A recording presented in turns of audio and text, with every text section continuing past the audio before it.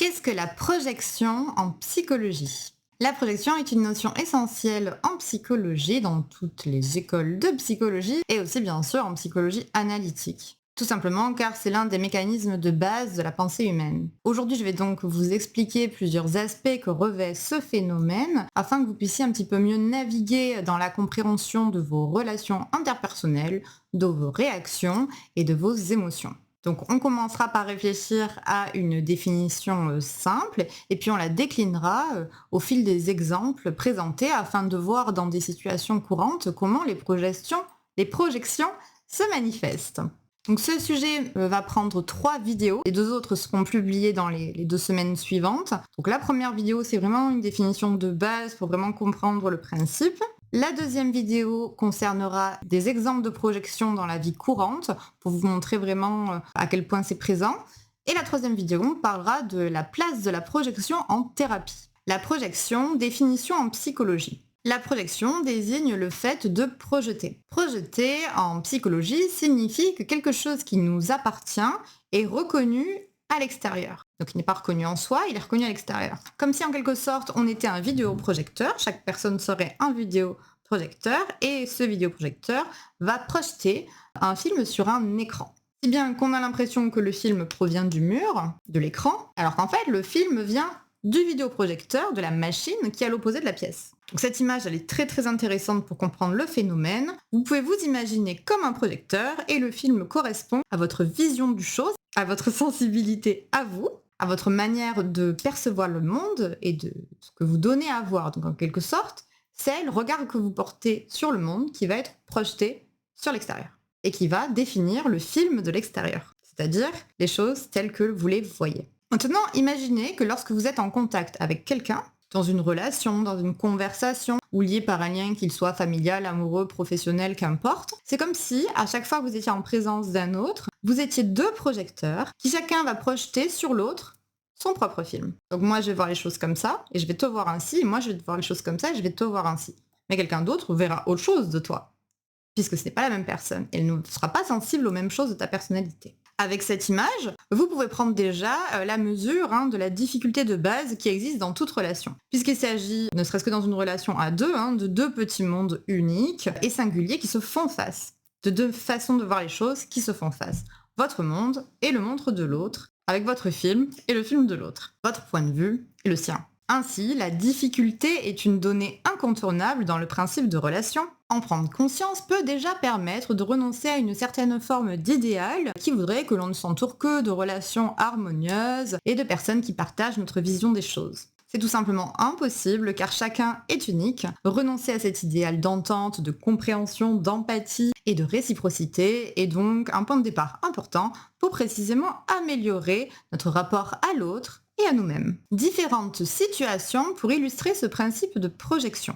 Première situation, lorsqu'on projette un conflit de valeurs sur l'autre. Donc la manière la plus facile de reconnaître les projections qu'on a pu faire sur quelqu'un, qu'on peut faire régulièrement sur l'entourage, c'est d'analyser nos relations amoureuses. On va commencer par là pour les exemples, je donnerai d'autres exemples dans la vidéo 2 parce que c'est vraiment le plus facile pour comprendre. Le couple étant rendu possible dans un désir de fusion, les personnes s'attirent parce qu'elles ont chacune des accroches dans leur personnalité respective qui les rendent intéressantes pour l'autre. Ces petites accroches, comme des petits crochets, c'est ce qu'on désigne par l'expression « avoir des atomes crochus ». C'est vraiment cette idée. En général, les expressions de la langue française sont toujours merveilleuses pour exprimer les processus psychologiques. Alors avoir des atomes crochus, je sais pas si on fait comme ça, c'est donc partager des points communs, des goûts, des centres d'intérêt, des valeurs, des manières de voir le monde, des activités et une forme d'humour. Bien entendu, si on n'a rien en commun, on va pas s'attirer. Puis rapidement, on peut voir chez l'autre aussi ce qu'il a de différent de soi. Et alors on peut s'imaginer dans une relation complémentaire, où on va croire que l'autre, dans sa différence, nous complète, enfin on veut croire ça. On tombe donc à ce stade dans une recherche de fusion, dans un idéal de fusion, et on se rend compte que l'autre a un tempérament inverse du sien, puisque, pour citer une autre expression, les opposés s'attirent.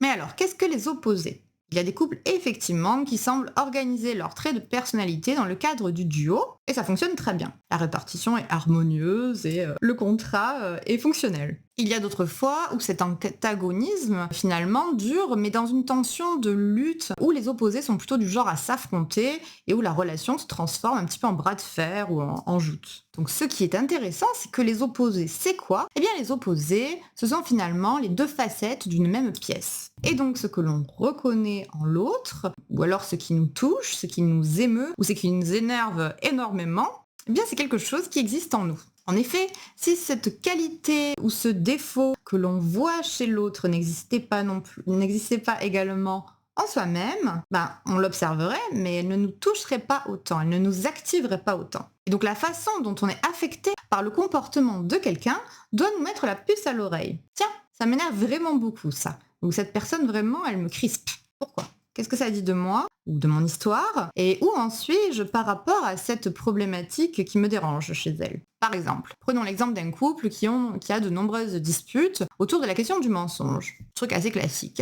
Donc l'un des deux ment souvent, et pour lui c'est pas très grave, voilà, c'est comme ça, il est un peu immature là-dessus, il ment pour s'arranger, mais pour l'autre c'est terrible.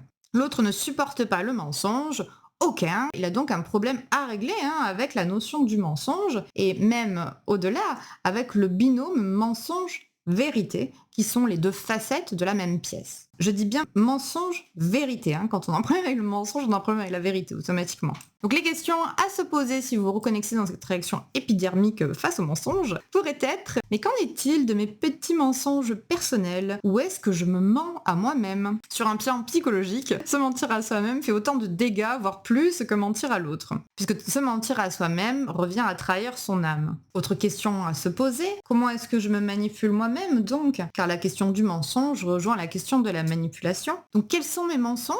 Quand est-ce que j'ai été dans une situation où j'ai menti, où j'ai dû mentir, et puis pourquoi je me suis sentie obligée de mentir?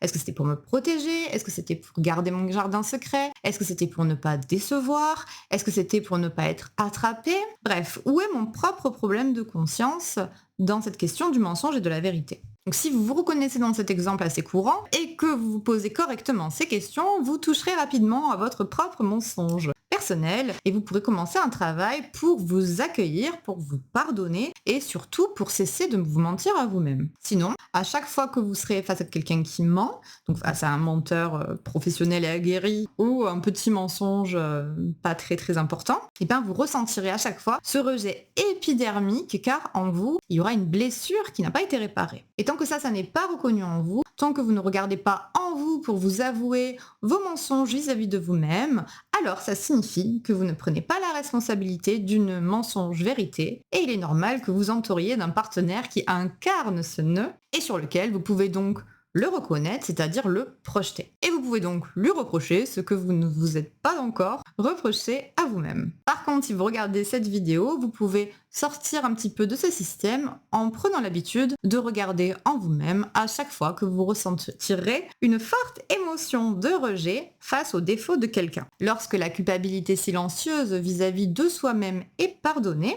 alors face à un menteur ou face à un mensonge, votre émotion changera vraiment. Et croyez-moi, je parle en connaissance de cause, vous l'aurez compris. C'est-à-dire qu'au lieu de monter sur vos grands chevaux et de vous mettre en colère, vous verrez que vous resterez très calme. Vous observerez le mensonge de l'autre, votre détecteur fonctionnera très très bien, mais vous l'observerez comme une donnée qui a été captée par vos sens, en mode tiens, il ment là. Mais ça sera son problème, son affaire. Vous aurez réglé votre rapport au mensonge. Vous serez même capable de vous autoriser peut-être de temps en temps à user un petit peu du mensonge. Par exemple, lorsque quelqu'un vous pose une question indiscrète, pour protéger votre jardin secret, votre vie intime. Car on n'est jamais obligé de tout dire de nous. Et donc vous verrez que vous arriverez de mieux en mieux comme ça à détecter les grands et les petits mensonges des uns et des autres et aussi les fois où ils sont en train de se mentir à eux-mêmes. Mais vous ne le vivrez plus mal, c'est-à-dire que ça vous activera pas autant qu'avant, puisque tout simplement, ça les concernera eux et pas vous. Ça sera le signe d'avoir cette espèce de détachement face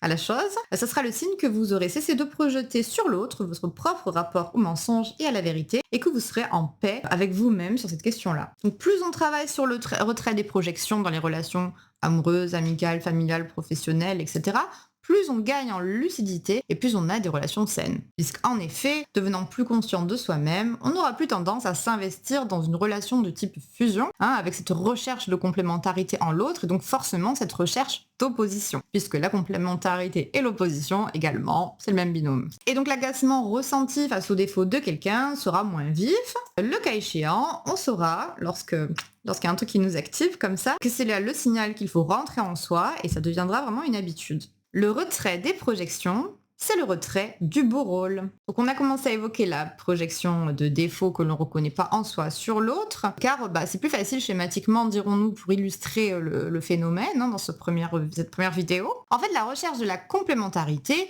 inhérente à la psychologie humaine induit ces relations en miroir. Si mon partenaire est menteur, alors je prends le costume de la vérité. J'ai donc le beau rôle. Si mon patron est dur et exigeant, alors moi j'incarne la droiture et la ténacité. C'est le beau rôle. Si mon ami est tout le temps en train de se plaindre, alors moi je suis l'oreille attentive, empathique et soutenante. J'ai le beau rôle. Etc. etc. Faire le travail nécessaire en soi pour permettre un retrait de projection, c'est pas simple, car ça signifie que sous bien des aspects, on n'aura plus le beau rôle. Et oui, si j'accède à mes mensonges personnels, je ne serai plus une incarnation de la vérité. Si je ne travaille plus 70 heures par semaine, je serai plus l'employé modèle. Si j'ai plus de temps à perdre à écouter une personne qui se victimise, cette personne cherchera probablement le réconfort auprès de quelqu'un d'autre. Bref, je n'aurai plus le beau rôle. Nous allons voir maintenant dans la suite de cette vidéo que nous ne projetons pas sur autrui uniquement les aspects de l'être qui nous déplaisent. Nous projetons aussi des potentialités que l'on ne voit pas en soi. Et ça, c'est une très bonne nouvelle. Car si vous avez compris ça, alors vous serez vraiment d'accord pour récupérer à votre compte les vilains défauts que vous voyez chez les autres, parce que vous aurez compris qu'en faisant ça, vous allez aussi vous reconnecter à vos propres qualités, à votre propre lumière, à vos propres ressources qui ont été oubliées, délaissées, ou tout simplement que vous n'avez pas encore vues en vous. Parce que vous les voyez à l'extérieur. Projeter ses qualités sur l'autre. C'est le même principe que pour les défauts. Pour voir quelles sont parmi vos qualités, celles que vous avez tendance à projeter sur les autres, vous pouvez analyser vos relations amoureuses. C'est toujours un très bon début de commencer comme ça parce que c'est facile. Par exemple, moi j'ai bien compris que j'avais projeté 2 choses sur mes relations amoureuses. Mon ombre, ça c'est très clair, et mes qualités. Ça j'ai mis plus de temps à le comprendre. Donc mon ombre d'abord en me retrouvant avec des personnes qui incarnaient ce que moi je m'empêchais d'incarner, parce que j'étais assez, je suis assez extrême moi, tu vois, vous voyez, donc de base. Donc du coup j'étais vraiment dans l'extrême de l'archétype de la bonne élève. J'étais sage, voilà, j'avais des bonnes notes, j'étais discrète, je faisais pas trop de bruit, j'étais perfectionniste. Et donc je masquais mes défauts, mes pulsions contraires, ma mélancolie, et je m'aimais pas. Et donc je montrais la face pile, on va dire, de la pièce, mais j'avais automatiquement une face obscure qui était très dense, qui était aussi dense que la face que l'aspect bon élève. Ça, je le montrais pas. Donc, j'étais logiquement attirée par les personnes qui, elles, expérimentaient et exprimaient leur côté obscur, c'est-à-dire ce qu'on peut qualifier de mauvais garçons, qui étaient rebelles, en échec scolaire, avec des addictions, etc. Voilà, donc on reconnaît bien ici, plus haut, le principe décrit par l'expression, les contraires s'attirent, les opposés s'attirent. Bien entendu, ça marchait pas du tout puisque passer la phase de la lune de miel, comme on dit, c'est-à-dire la phase de la fusion où les personnes se complètent quelque part, force est de constater qu'on n'avait plus grand-chose à se dire. Moi j'étais beaucoup trop sage pour eux et eux ils étaient beaucoup trop à la marge pour moi. Bien entendu, les défauts que je leur reprochais étaient à la base ce qui m'avait attiré chez eux. Leurs défauts étaient en fait les miens, mais moi je m'autorisais pas à les vivre vraiment et donc je les vivais par procuration en leur présence. Voilà pour l'ombre. Et puis ensuite, là, il y avait la projection de mes qualités. Car dans mon type d'amoureux, il y avait toujours vraiment quelque chose de baudelairien. Même quand la personne n'était pas forcément très artiste, mais il y avait toujours un style un petit peu archétype du poète maudit, un peu, que ce soit le musicien sensible, l'anarchiste révolté, l'hypersensible, enfin voilà, toujours quelque chose comme ça d'assez sombre, un petit peu porté sur l'autodestruction, et aussi une certaine forme d'insensibilité, insensibilité apparente en tout cas, et qui masquait finalement un manque de confiance en soi et une fuite face à la relation. Et donc tout ça, c'était en moi. Baudelaire est bien en moi, et aujourd'hui je le vois, je suis l'albatros du poème. Une fois qu'on a compris ça, c'est très intéressant, puisque je voyais en l'autre le potentiel artistique et poétique que je ne voyais pas en moi. En réalité, moi aussi, j'ai toujours eu la sensibilité artistique. Elle fait partie de ma personnalité. Et aujourd'hui, j'essaye de me les réapproprier comme ça, un petit peu de la sortir de l'ombre. Alors j'espère sûrement que lorsque j'aurai réussi à mener à bien un projet artistique ou un projet d'écriture, peut-être que l'albatros en moi sera moins gauche et que j'aurai plus besoin d'être attirée par des personnes qui incarnent quelque part la sensibilité artistique et la poésie qui m'anime à moi. Travailler sur ces projections pour avancer vers le soi. Le soi en psychologie analytique désigne l'ensemble de notre personnalité, ce qu'on connaît de soi-même et ce qu'on ne connaît pas encore et qu'il nous reste à découvrir. Travailler sur ces projections est donc indispensable pour retrouver le chemin de la responsabilité. La responsabilité de se voir tel qu'on est, de s'accepter tel qu'on est, avec nos qualités et avec nos défauts. La responsabilité de viser une appréhension plus mature des relations humaines. La responsabilité de cesser de projeter sur l'autre ses propres problèmes. La responsabilité enfin de renoncer à l'idéal et d'embrasser la complexité de son humanité et de sa sensibilité. En effet, si on est enferré dans des raisonnements où trônent les projections, on tiendra des discours du type je peux pas accomplir ça, mais j'ai pas le choix. Un tel m'en empêche, mon partenaire, mon patron, mon parent, je ne sais qui. Ou donc ma famille m'en empêche. Ou simplement je ne suis pas capable parce que je n'ai pas cette qualité-là. Autrement dit, un autre que moi, là, je la reconnais chez quelqu'un d'autre, mais pas en moi. On projettera donc sur les conditions extérieures la responsabilité de ses propres réussites ou de ses propres échecs. On restera donc soumis à ce vidéoprojecteur dont on a parlé au début, qui projette sur le monde son propre film, sa propre interprétation du monde et qui n'a pas nécessairement envie de changer de film. C'est comme si on était tout le temps avec le même film. Or, si l'on comprend que le monde tel qu'on le voit n'est qu'une des représentations possibles du monde, parmi une infinité de représentations possibles, je sais plus, on est 7 ou 8 milliards sur Terre là. Voilà, ça fait beaucoup de versions du monde différentes quand même. Si on a compris donc que la vision des choses n'est que le résultat de la perception qu'on en a, alors on comprendra l'importance de travailler sur ces projections. Parce que du coup, automatiquement, on va modifier le film qu'on regarde. Chemin faisant, on se découvrira toutes les croyances limitantes qui soutiennent cette perception du monde que l'on a, du type je n'en suis pas capable, je suis nul, j'ai pas de talent, je suis naïf, je manque d'intuition, je suis pas travailleur, j'ai pas de potentiel, j'aurai jamais le courage de faire ça, je suis bloqué, ce n'est pas de ma faute, j'ai un blocage, il faut me comprendre, etc. On découvrira donc que ce sont toutes de ces croyances-là qui font le lit des projections qui biaisent notre vision du monde. Ce sont ces croyances-là qui créent le film et que derrière elles, il y a des pleurs, des blessures, des traumatismes qui demandent juste à avoir voix au chapitre. Alors, si on tend l'oreille, si on leur donne la parole, si on se donne le droit de se réparer, les croyances limitantes n'ont plus lieu d'être et le film que notre vidéoprojecteur projette sur le monde va changer. Donc c'est cool, on va pouvoir voir des films un petit peu différents à chaque étape de notre vie. Ce qui se passe aussi, c'est donc qu'on souffre moins et qu'on voit plus. On souffre moins puisque finalement, en reprenant la responsabilité des choses, on se réapproprie nos choix. On subit moins quelque part. En fait, c'est comme si la lunette de la caméra de notre vidéoprojecteur gagnait un objectif un peu plus puissant, un peu plus précis. Et on peut alors s'imaginer même que notre vidéoprojecteur sera bientôt montré sur un drone. Donc cette image pour vous expliquer que dans une situation qui d'ordinaire nous aurait activé, on peut, comme si on était monté sur un drone, un petit peu aller se balader dans la situation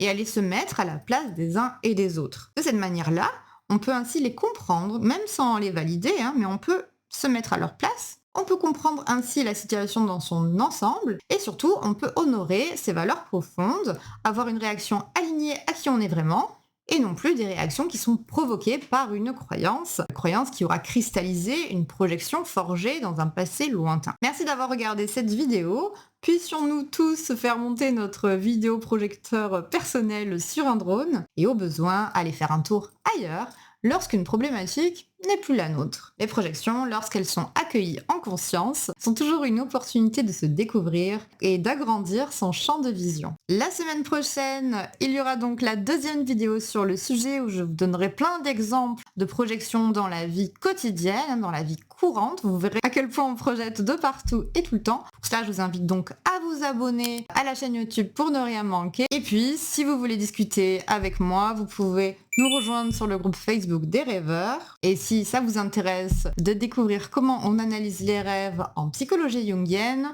je vous invite à regarder un cours gratuit qui est également dans un lien dans la description. Je vous dis à la semaine prochaine. Merci beaucoup.